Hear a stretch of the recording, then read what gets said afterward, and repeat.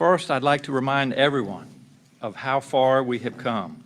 Less than 2 months ago, we faced the beginning of this pandemic.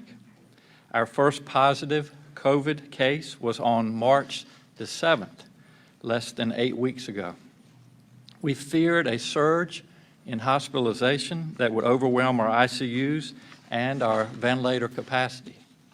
We struggled to get enough PPE as well as supplies for testing, and we were planning to build alternative care facilities. I directed Virginians to stay home, and many businesses temporarily closed or moved to telework and takeout. We stayed 6 feet apart, and we waited to see if it worked. And it has worked. These actions have flattened that curve, as we have often talked about. Our hospitals have not been overwhelmed. Hospitals have continued to have the ICU beds and the ventilators that they so desperately needed. Our case counts continue to climb, but so does our testing. We have slowed the spread, but we are not out of the woods yet. We must continue to move forward carefully. Testing is key to that.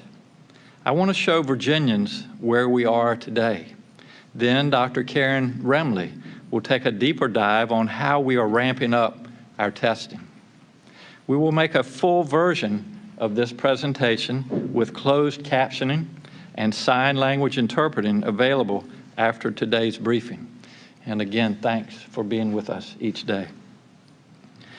This is a chart of our daily cases and our cumulative cases. As you can see, the daily case number is rising. That's the blue graph on the top, but not drastically, and that is good news. We hope that soon we'll see that line go down and not up. The bottom line, the orange line, is our daily cases, and as you can see, it fluctuates a bit, but it is remaining fairly flat, and we would certainly like to see that diminishing over the next days to weeks. Our hospitalization rates remain steady. This is an important slide, graph that you all have seen before. The yellow line on the top shows our hospital capacity, the beds that we have available throughout the Commonwealth of Virginia.